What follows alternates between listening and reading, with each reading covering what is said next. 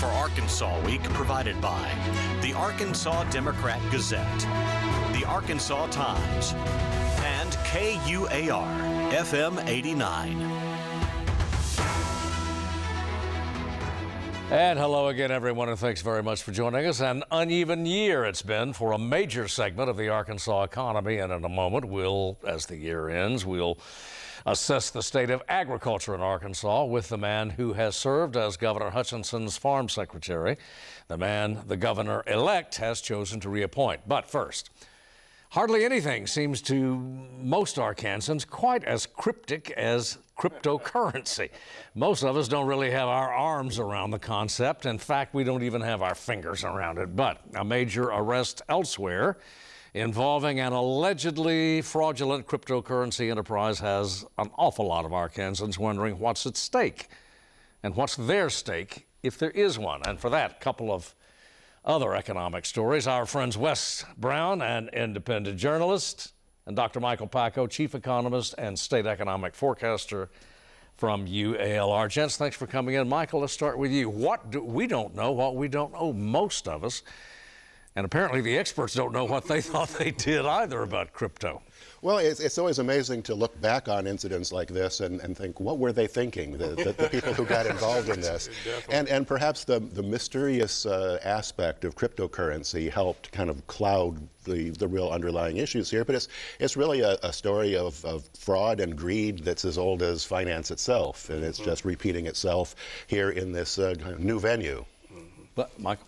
Yeah, and with this Sam Bankman-Fried, when people ask that question that you asked, what is cryptocurrency?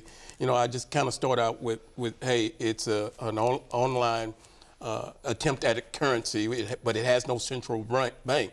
And basically, what Sam tried to do was create a central bank and an exchange for cryptocurrency, so that all the players, whether you're going to go out and buy cryptocurrency, which is, for me, it's kind of that's even strange, if it's currency, you're buying currency, but he wanted to create an exchange where he could bring all the regulation and players into one platform, kind of like the New York Stock Exchange or the NASDAQ Stock Exchange. So, but it was a house of cards, as the SEC said in their indictment three days ago. And basically, to me, and like Michael said, what were they thinking? It was basically a Ponzi scheme. That's all it was, where they recruited these investors to bring the money in, and then it was funding.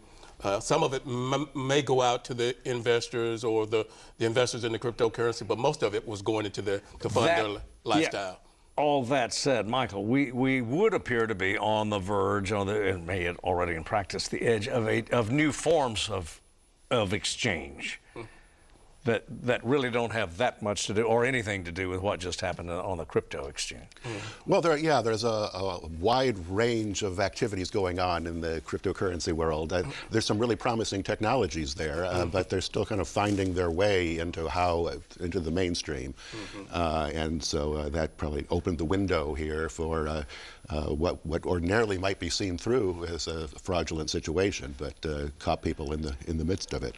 Well, we have some other news that we need to get into for Arkansas, certainly, and the rest of the country. As we tape at Mid-Morning Friday, the state reports that unemployment, the jobless rate in Arkansas, moved up by 1/10 of a click to 3.7%. Also, elsewhere across the nation, the retail report retail spending report was not terribly encouraging. Yeah, it was kind of a lukewarm Christmas sales going into the holidays, and that, it is kind of the year-end report people look for to say, hey, how are we doing as an economy? If you get a lukewarm Christmas sales, and then that could foretell something else into 2023, that consumers are putting money, are kind of they're nervous about the economy right now, and they are saving their money, hoping that the economy would turn better in 2003. And some of the signs out there, especially seeing the interest rates go up. I think the prime rate is now 7.5%. So people, your money is not going as far as it was in 2022 and 2021. Well, here's a quote from just a couple of days ago from Chairman Powell of the Fed. We still have work to do. Michael, we know what that means. Well, certainly. But, you know, I think in some sense the financial market response to the retail sales report was a little bit overblown because it shows that, yes, there is some weakness in consumer spending areas, but that just really means that Christmas sales in November weren't as strong as they otherwise might have been. It's not a huge downfall or anything. And that really is showing that the Fed's policies of raising interest rates are reining in consumer spending a little bit. That should be reducing the price pressures and make it more likely that the Fed will succeed sooner rather than later in bringing inflation down. Yeah, and we saw the inflation report. It's slightly coming down about a point every month. In the last 2 months, it's dropped. I think it was at 9%, and now it's down in the 7s. So it's starting to, and you're starting to see certain sectors of the economy where price pressures. But I guess the big telltale sign is where our housing prices going to go. Will those, and I think a Zillow report also came out yesterday or this morning saying they're starting to see some movement in that market where some affordability in some markets where housing buyers are looking to get back into the market. Yeah, I would add one other key indicator, and that's fuel prices. Now, in a moment, we'll talk with Secretary Wes Ward of the Agriculture Department about the enormous impact that diesel prices can have on the farm economy, but everybody burns distillates of one kind or another. And you're seeing that at the pump. It's well under $3 now. It's come down significantly from really the fears that surrounded the initial Ukrainian situation. But, you know, that's, again, that's a part of the inflationary pressures that we're seeing a little bit being relieved at this point. And, you know, I'm not terribly optimistic about inflation coming down right away, but I think it's moving in the right direction, and the Fed certainly seems to be determined to accomplish that mission. We might note also that this isn't just Washington's doing one way or the other, but this is global. I mean, central bankers around the world, certainly in the developed world, are kicking interest, itching. They're all facing the same issue. Well, in some sense, it's really the hangover from the largesse of fiscal policy during the COVID pandemic. Right. So now things are coming, the chickens are coming home to roost when it comes to all that stimulus that was put into the economy. Yeah, Wes. Yeah, and the inflation, like Michael said, the inflation was a global issue. Prices, the supply chain effects, trade everywhere, and we're the largest economy, so people look to the U.S. economy to see where interest rates are going or where other parts of the economy are going, and some of those other countries mimic what we are doing, and we're starting to see that now. And it's no strain at all to say that what's going on in China right now, halfway around the world, could have a significant impact on Arkansas. Because the officials there have their own set of economic problems. It's a big chunk of the world economy, and so certainly anything that slows down China's economy is going to affect us as well, and that's really the situation we're in from now on. And it used to be if something happened in China, it was basically ignored. But over the last decade, you see where China is pretty almost equal to the United States in terms of pressures on the world economy. The R word, dare we use it? Michael? Recession? It's not a naughty word. It's part of the business cycle. I'm he said it. We didn't. What Pakko said I'm it. expecting that the first part of 2023 will be a period that we will call a recession in hindsight. I don't think it's going to be a serious, protracted, or deep recession. For one thing, we're starting off with very strong labor markets. Unemployment rate ticked up to 3.7%. That's still below 4%. That's still very strong. Right. And I just don't foresee a huge increase in unemployment, which is usually the most painful part of any recessionary period, is how it affects households and employment. So we're starting from a good position there. Yeah, a few seconds left, Wes. We got a lot of wage pressure too. Yeah, and I'll just quote Michael Pakko. It's going to be it's going to be a weak R, you know. So We will see, I think in the first quarter and throughout 2003, we'll see a slowing of the economy, but not a crash that we've seen with other, a decade ago, but just a slowing of the economy, hoping that consumers will rescue us at the end of the year. A headache, not a heart attack. Yeah, there it is. Gents, thanks for coming in as always. Come back soon. We'll be right back.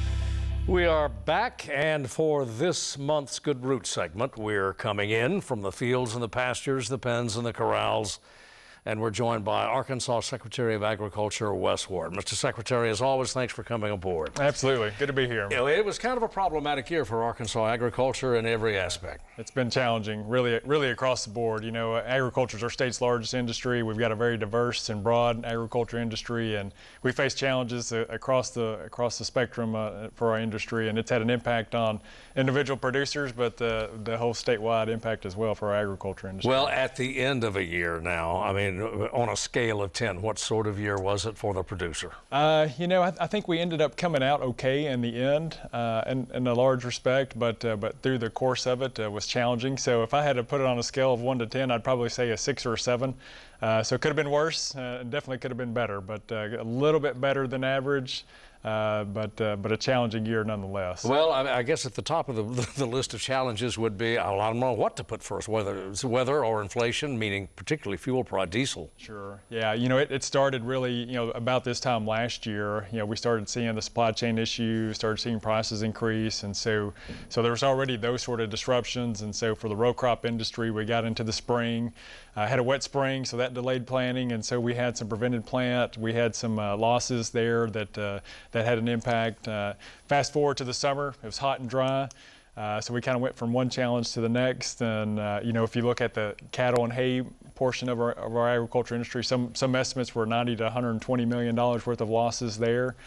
So that was a challenge. And then fast forward, we had a decent harvest time where it was dry enough where a lot of producers could get in their fields and harvest and get a little field work done for the year. But overall, we've had more challenges than steady successes. And so probably, again, out of a scale of 1 to 10, I'm probably 6 or 7 is probably where I would put it. Well, and it's inevitable that we have to talk at one point or another about climate and what impact, how the farm establishment, particularly your department, is going to assess now how you assess climate change and how you're going to do, how we ought to deal with it. Yeah. I mean, at one point you couldn't even get crops on the river. Yeah, no, you're absolutely right. And you know, we see these sort of natural disaster sort of events that take place almost every year now.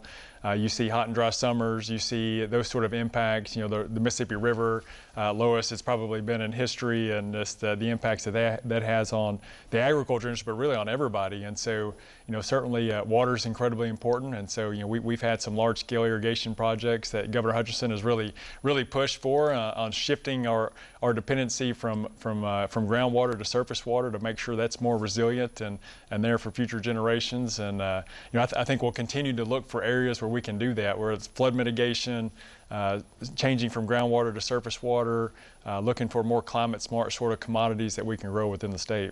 Well, is there a message, though? Obviously, the Arkansas Department of Agriculture can't do much in and of itself in terms of affecting policy vis-a-vis climate change. But is there a message that you would send to, A, the presidential administration, the congressional delegation, or the General Assembly?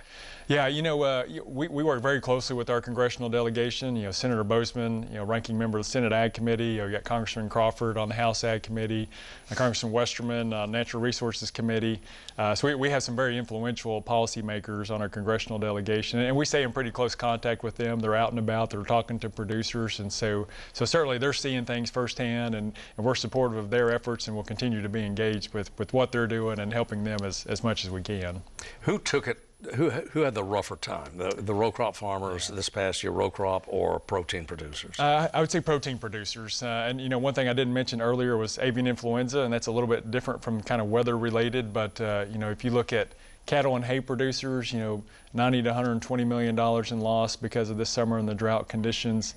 Avian influenza, you know, we've seen that across the nation. Less so in Arkansas, but we had a case in October. So a lot of the row crop industry was able to make up for the early difficulties. We've got irrigation, we can water our crops, so we can overcome a lot of those challenges. But I would say the animal agriculture, the protein side, probably took the harder hit this year. Even as we record this program, the Federal Reserve has raised interest rates again. Yeah. There is some indication, though, of slowing inflation, particularly as involves fuel prices, diesel.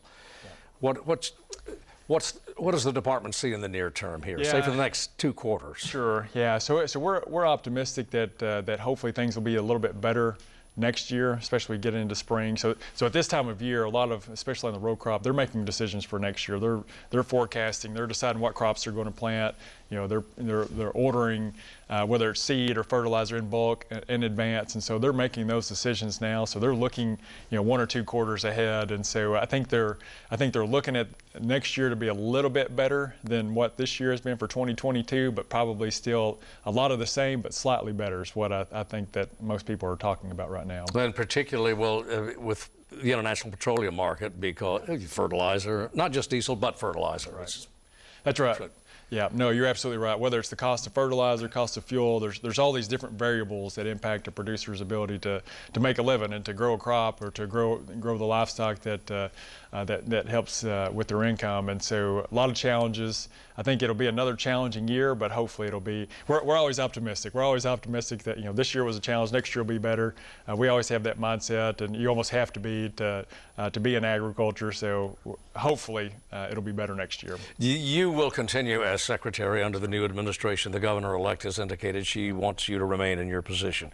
Have you discussed the job or the policy aspect of agriculture with her? What are the administration's priorities as best you know? Sure. Yeah. Well, we've had a few different conversations. I think Governor-elect Sanders is going to do an incredible job for Arkansas. She's very passionate about the position and about our state, and she understands how important agriculture is, and so she recognizes the issues that are out there, whether that's the challenges we've had with the drought conditions, or it's feral hogs, or avian influenza. She knows that those are out there and how important those are, but certainly a deep appreciation for our industry and how important it is for our state as a whole. You look at an industry that's $19 to $20 billion economic impact every year. It's our state largest industry, and she knows that and sees that and wants to be helpful, and will continue to find ways to help our industry be successful. Well, has she been specific about that? Has she said, Secretary Ward, Wes Ward, I want this done, or this is where I want to take the department? Not yet. I think with the legislative session coming up, I think we'll have some more of those conversations in the future, but probably in the near future. But I think she recognizes how important it is, and some of the more finer details are left to be figured out. Well, that session is just days away, literally. Do you have an agenda? Does the department have a package for her? Not yet. We had come up with some items that Governor Hutchinson took a look at, and those were mostly just cleanup sort of items, cleaning up statutory language to make sure programs operated more efficiently. But broader, policy sort of changes or anything like that, we haven't proposed anything along those lines. I think industry will probably have some, and we'll see what those are, but and we'll work with the governor-elect to make sure that we're doing what's best for the state of Arkansas. Arkansas Secretary of Agriculture, Wes Ward. Yes, sir. Thank you very much for being with us as always. Come back soon. Thank you. Yes, sir. And we'll be right back.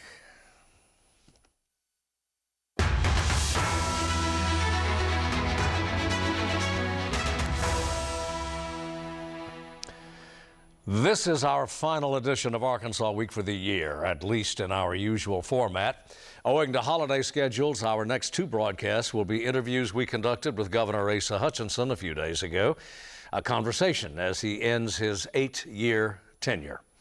Of course, we'll return on the first Friday and Sunday of the new year with an eye to a new governor, a new General Assembly, new issues, new news.